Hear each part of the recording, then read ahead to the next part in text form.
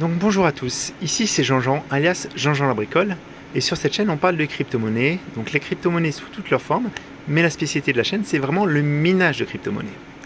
Donc ça fait quelques jours que j'ai pas posté, et je tenais à vous expliquer, en fait je suis en train de faire des travaux chez moi, et donc ça m'a pris beaucoup de temps et j'ai pas pu trop me consacrer à la chaîne, mais c'est promis, je vais essayer de vous faire des vidéos plus régulièrement.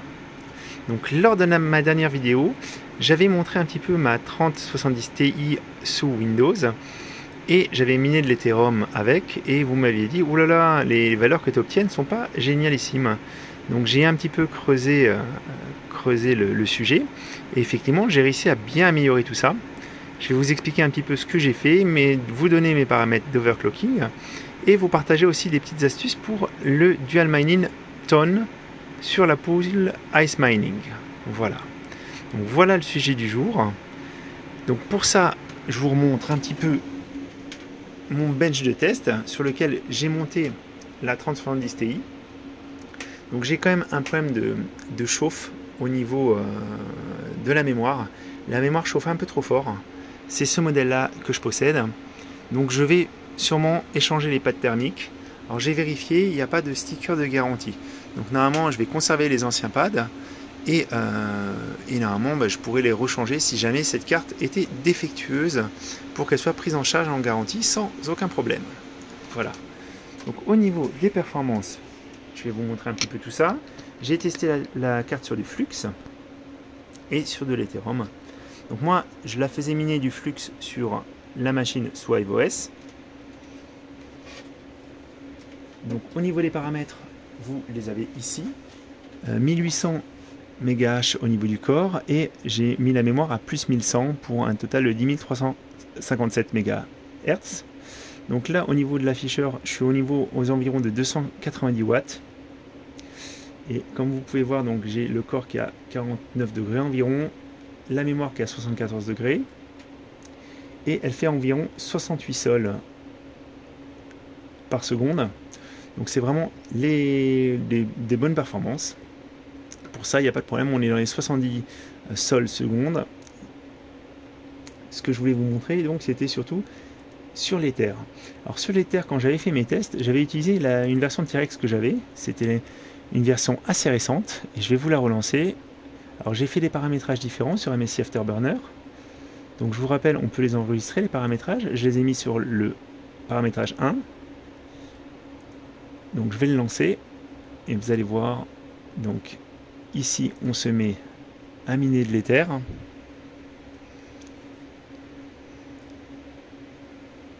Et ce que j'avais pas pris en compte quand j'ai lancé ce minage, c'est ce que j'avais montré pendant la vidéo, c'est qu'en fait il y a eu des évolutions au niveau du T-Rex. T-Rex, ils arrivent de mieux en mieux à contourner la limitation LHR. Et vous allez voir, ici j'arrive à atteindre environ 57 MHz. Donc j'ai un LHR qui est aux environs de 71. Je vais laisser quelques secondes en fait pour que vraiment le système fonctionne et se stabilise. Et ensuite, on va lancer la toute dernière version.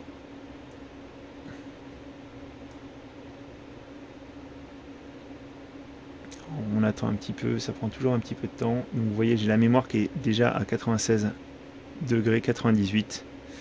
Donc la carte chauffe assez fort. Donc là, j'ai la ventilation qui est relativement faible.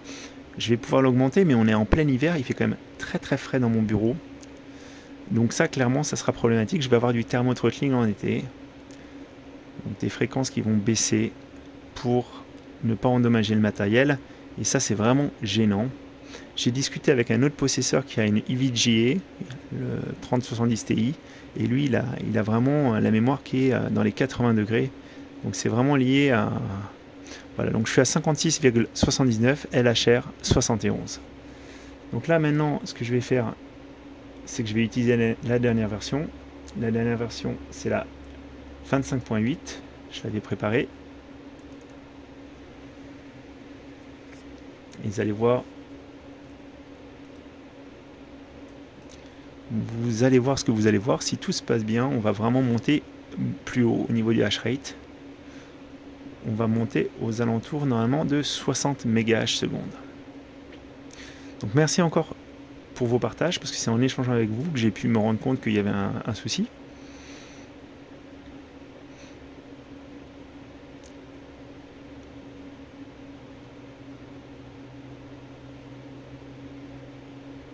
Voilà, ça chauffe pas plus fort, ça consomme pas plus, mais normalement on devrait atteindre vraiment les 60 mégas secondes, voire un peu plus. Ça monte à 61. Encore une fois, c'est le système lutte en permanence contre le locking, contre le LHR, et du coup ça fait une consommation électrique et un hash rate qui varie un petit peu plus que sur une carte qui est full hash rate, qui n'a pas ce bridage, encore une fois. Vous voyez, on est à 61, LHR 74. Donc moi, je laisse le paramétrage par défaut. J'ai vu qu'il y avait des moyens de paramétrer un petit peu plus, d'essayer de le faire passer à 75, etc. À jouer avec, mais c'est beaucoup de temps à passer pour souvent pas grand-chose. Il suffit souvent d'atteindre la prochaine version du logiciel qui est un petit peu optimisée, parce que c'est aussi beaucoup de temps à passer et pour un résultat qui ne sera pas forcément à la hauteur. Donc voilà. Donc là, vous voyez, j'ai le thermothrottling qui s'active en plus. On a vraiment une problématique avec la chauffe mémoire. Donc je vais augmenter le fan speed. Ça devrait résoudre le problème. Mais c'est vraiment pas très agréable d'avoir ce problème-là sur cette carte.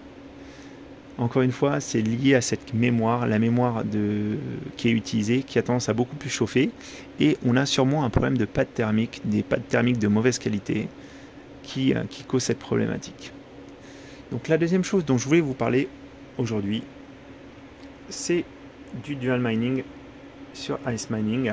Parce que quand je vous ai fait la vidéo, moi j'avais utilisé ce qu'il y avait par défaut en fait. Donc c'était les paramètres de minage qui étaient directement dans le logiciel et dans Team Red Miner, il me semble. Attendez, voilà. Dans Team Red Miner, et je me suis rendu compte qu'en fait au niveau de l'adresse de la pool, il y avait moyen d'optimiser ça. Donc pour ça en fait j'étais dans le mining guide parce que j'avais des problèmes de déconnexion, et vous voyez en fait par défaut l'adresse que j'avais c'était ton.hred.to, et là en fait il y a moyen d'avoir une adresse en Allemagne. Donc au lieu de vous connecter sur une adresse qui n'est pas forcément à côté de chez vous, vous pouvez prendre une adresse plus proche de chez vous, donc la Finlande, l'Allemagne, suivant où vous êtes. Et vous avez aussi le port, donc il y a des différents ports. Le port 4002, c'est quand vous avez plus de 8 GHz de hash rate. Mais là par exemple, moi là j'ai simplement environ 4 GHz, c'est ce que j'ai ici, hein. Voilà, 4,105 GHz. Donc j'ai intérêt à utiliser le port 4003. Voilà. Donc moi ce que j'ai fait, c'est que je l'ai changé. Donc encore une fois, moi je l'avais mis ici, donc c'était pas très compliqué. Au niveau de ma feuille de route, j'ai été éditer ma feuille de route, modifier. Je vous rappelle que moi j'avais mis en fait les arguments de configuration supplémentaire pour faire le dual mining, et j'ai été changé, j'ai rajouté le point DE parce que je suis le plus proche du serveur allemand, et j'ai été sur le port 4003. Voilà. Ça je vais vous remontrer la même chose sous Windows, comment j'ai fait, parce que j'ai aussi fait du dual mining. Je vais vous montrer en fait le dual mining sous Windows, ce que ça donne.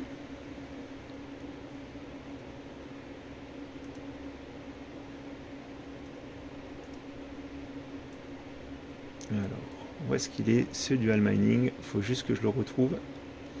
Normalement, il est pas loin. Il est sur le réseau. Ah, forcément, mon petit NAS est parti se coucher. Voilà. Tiens d'ailleurs, je vais vous montrer. Ah, lui il est bien paramétré comme il faut. Je l'ai paramétré juste avant.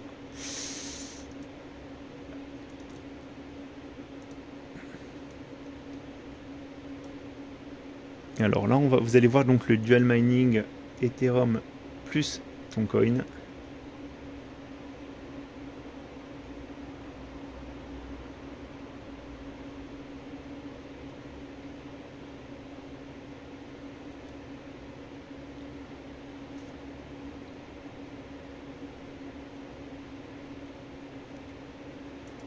Donc au niveau des paramétrages, j'ai eu simplement à modifier ici, donc au niveau du set tone pool, j'ai été rajouter le tone.de.hred.to de le port 4003 et après j'ai mon tone wallet.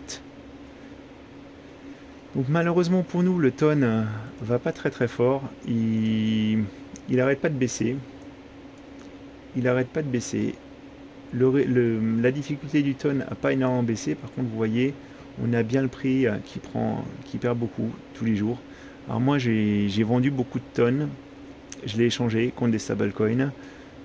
Je regrette pas du tout parce que on était à plus de 3 USD à un moment.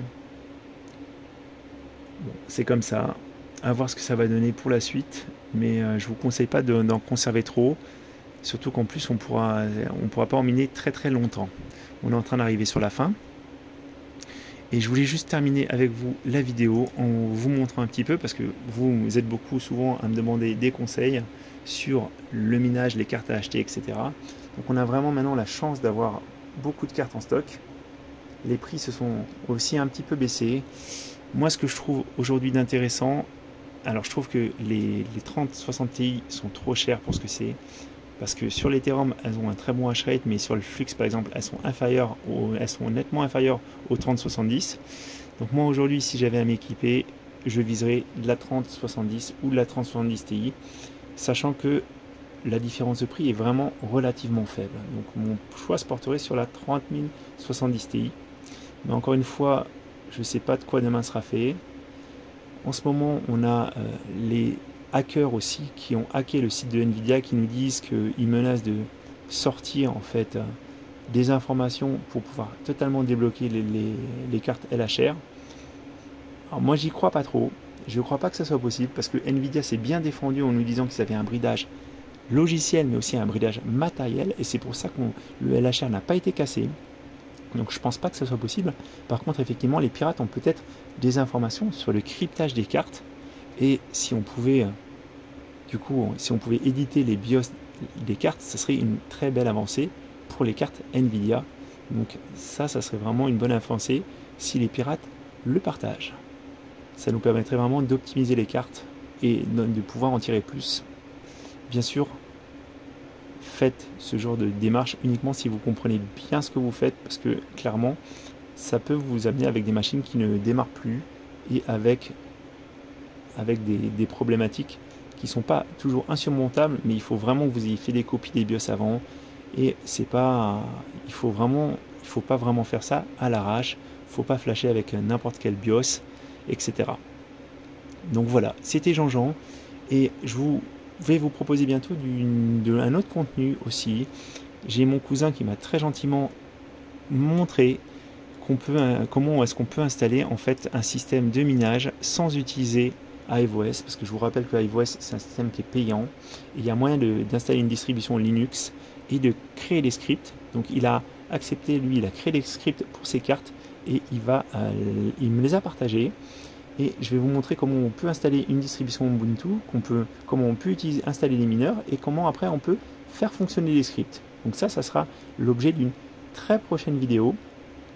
Après, je ne serai pas capable en fait moi de vous aider pour la suite. Donc je pourrais vous aider à la mise en œuvre, je pourrais vous partager ces scripts. Et par contre, je compte sur vous pour vous entraider par la suite, parce qu'effectivement, je connais pas les langages de programmation, les lignes de commande, c'est pas mon fort. Mais je serai ravi de partager ces infos avec vous. Je vous souhaite à tous un très bon minage et je vous dis à très bientôt.